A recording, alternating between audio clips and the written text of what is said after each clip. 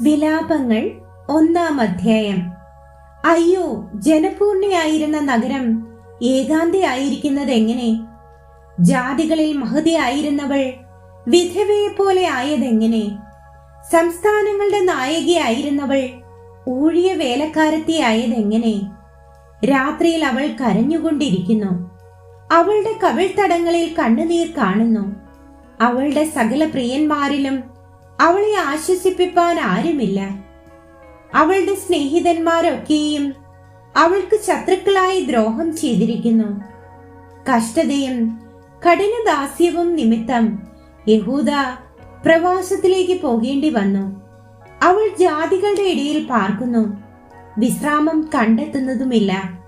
അവളെ പിന്തുടരുന്നവരൊക്കെയും ഇടുക്കിടങ്ങളിൽ വെച്ച് അവളെ എത്തിപ്പിടിക്കുന്നു. ഉത്സവത്തിന് ആരും വരായ്കൊണ്ട് സിയോനിലേക്കുള്ള വഴികൾ ദുഃഖിക്കുന്നു. അവളുടെ വാതിലുകളൊക്കെയും ശൂന്യമായി. പുരോഹിതന്മാർ നെടുവീർപ്പിടുന്നു. അവളുടെ കന്യകമാർ ഖേദിക്കുന്നു. അവൾക്കും വ്യസനം പിടിച്ചിരിക്കുന്നു. അവളുടെ അതിക്രമ ബാഹുല്യം നിമിത്തം യഹോവ അവൾക്ക് സങ്കടം വരുത്തിയതിനാൽ അവളുടെ വൈരികൾക്ക് പ്രാധാന്യം ലഭിച്ചു. അവളുടെ ശത്രുക്കൾ ശുഭമായിരിക്കുന്നു. അവളുടെ കുഞ്ഞുങ്ങൾ വൈരിയുടെ മുൻപായി പ്രവാസത്തിലേക്ക് പോകേണ്ടി വന്നു. സിയോൻ പുത്രിയുടെ മഹത്വമൊക്കെയും അവളെ വിട്ടുപോയി. അവളുടെ പ്രഭുക്കന്മാർ മേച്ചൽ കാണാത്ത മാനുകളെ പോലെയായി. പിന്തുടരുന്നവന്റെ മുൻപിൽ അവർ ശക്തിയില്ലാതെ നടക്കുന്നു. കഷ്ടാരിഷ്ടതകളുടെ കാലത്ത് യെരൂശലേം പണ്ടത്തെ മനോഹര വസ്തുക്കളെയൊക്കെയും ഓർക്കുന്നു. സഹായിപ്പാൻ ആരുമില്ലാതെ അവളുടെ ജനം വൈരിയുടെ കയ്യിൽ അകപ്പെട്ടപ്പോൾ വൈരികൾ അവളെ നോക്കി അവളുടെ നാശത്തെക്കുറിച്ച് ചിരിച്ചു. യെരൂശലേം കഠിന പാപം ചെയ്തിരിക്കൊണ്ട് മലിനയായിരിക്കുന്നു. അവളെ ബഹുമാനിച്ചവരൊക്കെയും അവളുടെ നഗ്നത കണ്ടിട്ട് അവളെ നിന്ദിക്കുന്നു. അവളോ നെടുവീർപ്പിട്ടുകൊണ്ട് പിന്നോക്കം തിരിയുന്നു.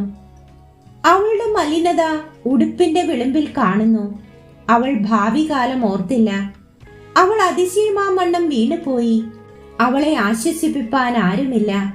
യഹോവേ, ശത്രു വമ്പു പറയുന്നു, എന്റെ സങ്കടം നോക്കേണമേ.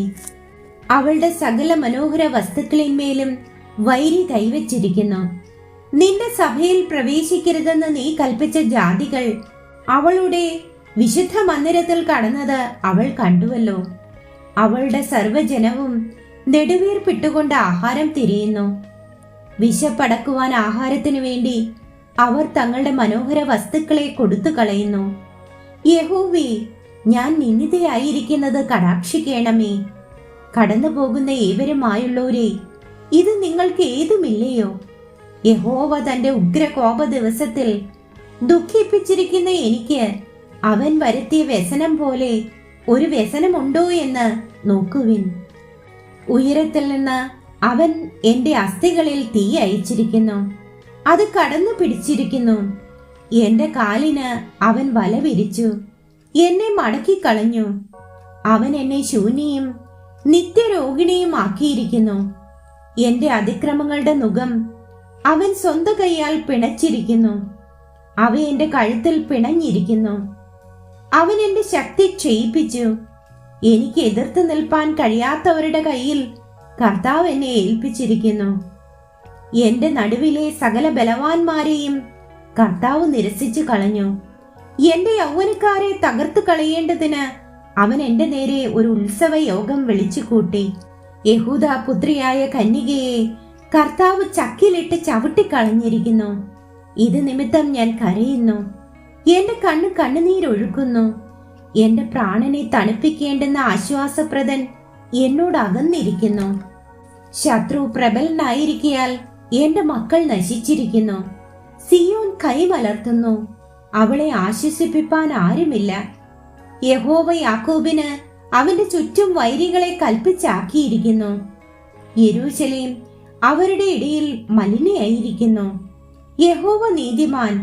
ഞാൻ അവന്റെ കൽപ്പനയോട് മത്സരിച്ചു. സകല ജാതികളുമായുള്ളവരെ കേൾക്കണമേ.